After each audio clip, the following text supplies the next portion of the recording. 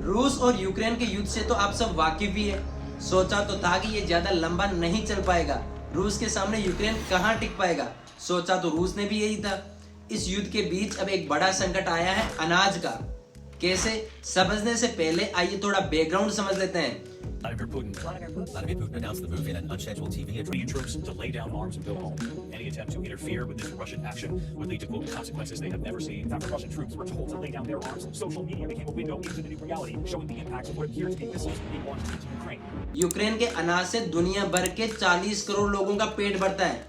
इतनी तो अमेरिका की कुल आबादी भी नहीं है। यूक्रेन यूरोपीय महाद्वीप का ब्रेड बास्केट कहलाता है। यहाँ गेहूं, जौ, मक्का, सूरजमुखी काफी तादाद में पैदा होता है। ये सारा अनाज एक्सपोर्ट होता है ब्लैक सी यानी काला सागर से होकर। लेकिन फरवरी 1922 में रूस और यूक्रेन के बीच युद्ध शुरू होने के बाद रूस ने ब्लैक सी का ये रास्ता बंद कर दिया। ऐसे में अनाज और खाद की सप्लाई ठप पड़ गई, जिससे कई देशों में भूखमरी और महंगाई का संकट बढ़ गया। पाकिस्तान में भी अनाज के लाले पड़ गए थे। देखे होंगे आपने कई सारे वीडियोज जिसमें वो कैसे रोटी की खातिर लड़ रहे थे।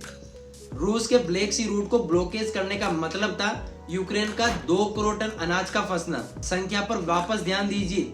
1 टन मतलब 10 क्विंटल मतलब 1000 किलो, और ये अनाज था करीबन 2 करोड़ टन। पूरी दुनिया प्रभावित हुई इससे। इस टाइम यूरोपीय यूनियन यूक्रेन के लिए काफी सपोर्टिव थी। मई 2022 में यूरोपीय यूनियन ईयू ने जमीन के रास्ते अनाज एक्सपोर्ट करने का फैसला किया।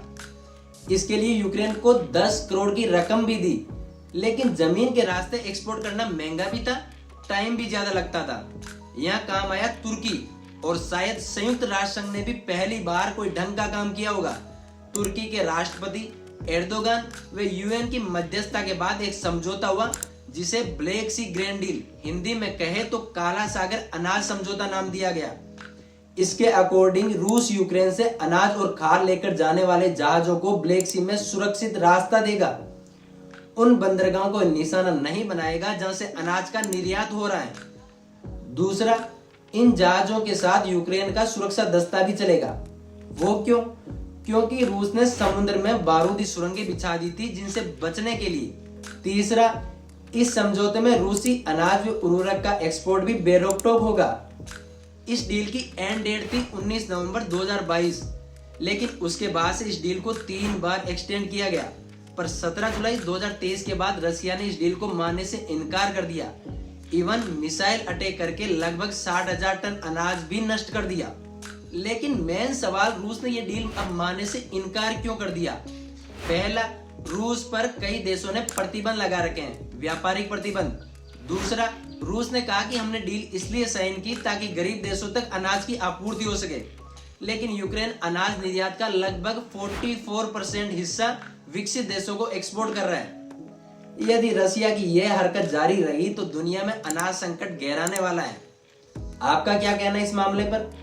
कमेंट सेक्शन आपका इंतजार कर रहा है।